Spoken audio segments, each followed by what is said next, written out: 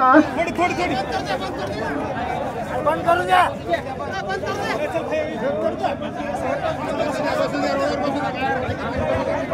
बांधवांनो, आपल्या हक्काच्या सर्वांना विनंती आहे, थोडं रस्त्यावर अलीकडे या.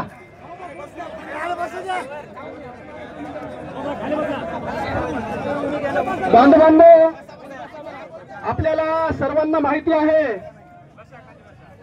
की आपल्या हक्काच्या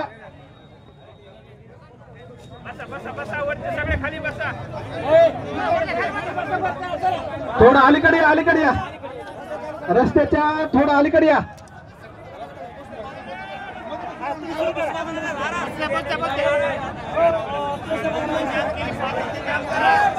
सर्वांना माहिती आहे की आपल्या ओबीसी आरक्षणामध्ये या ठिकाणी घुसखोरी होताना दिसतंय आणि महाराष्ट्र शासनाला या ओबीसींचा आक्रोश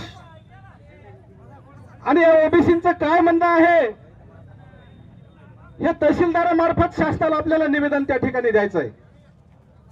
आमचं एवढंच म्हणणं आहे की डॉक्टर बाबासाहेब आंबेडकरांनी घटनेच्या चौकटीमध्ये जे ओबीसी समाजाला आरक्षण दिलेलं आहे की हा समाज सामाजिक दृष्ट्या हा समाज मागास आहे आणि म्हणून आपल्याला त्या ठिकाणी आरक्षण मिळालेलं आहे.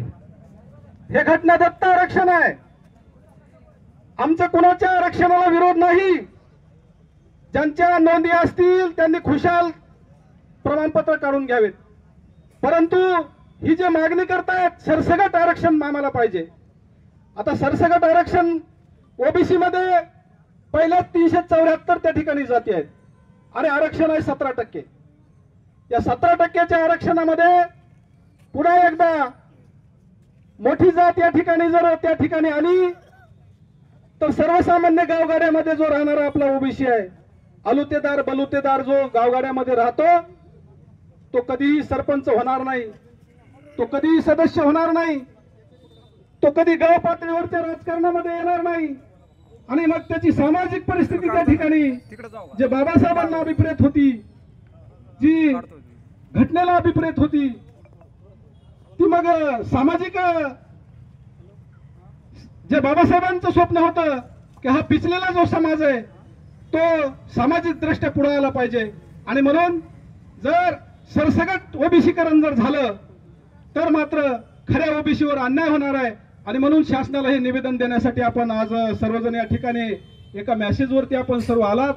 अतिशय शांततेने आपला हा मोर्चा निघालेला आहे. मी एवढंच या निमित्तानं सांगतो. आणखीन काही मार्गदर्शन या ठिकाणी करणार आहेत. मी नानाला विनंती करतो आपणही 2 शब्द बोलावं.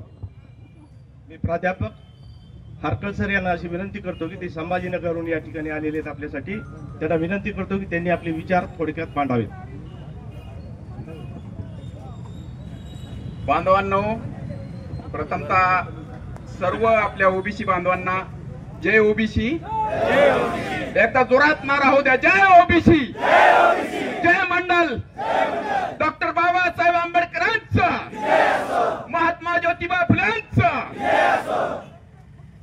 गेल्या 3 वर्षामध्ये महाराष्ट्रामध्ये जी अनागोंदी सुरू आहे, गेल्या 3 वर्षामध्ये महाराष्ट्रामध्ये कायद्याची, घटनेची, प्रशासनाची जी काय मोडतोड सुरू आहे, ही जी मोडतोड सुरू आहे एका अडाणी माणसाच्या सांगण्यावरून, एका समाजाला भावनिक करून, जे आरक्षण, ज्या गोष्टी कायद्याच्या चौकटीत, घटनेच्या चौकटीत बसत नाहीत, अशा पद्धतीची मागणी गेल्या 2.5-3 वर्षापासून रेटण्याचं काम या महाराष्ट्रामध्ये केलं जात आहे आणि स्वतःला पुरोगामी म्हणणारे विविध पक्षाचे कार्यकर्ते, नेते, पक्षाचे अध्यक्ष याला मोठ्या प्रमाणात खतपाणी घालण्याचं काम करत आहे.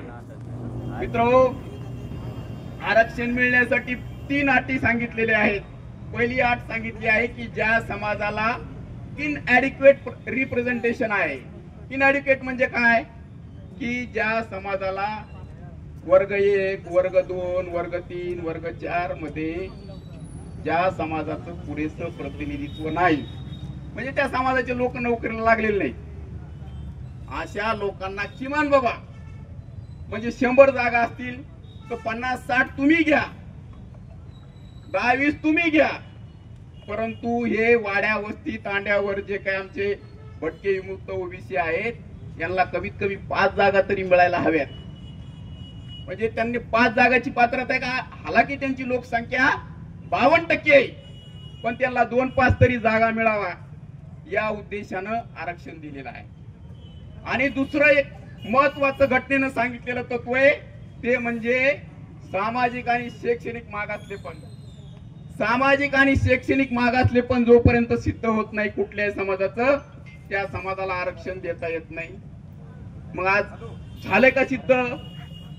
अहो 1952 ला काका कालेलकर आयोग नेमलेला, त्यानं सांगितलं दे are not socially and educationally backward.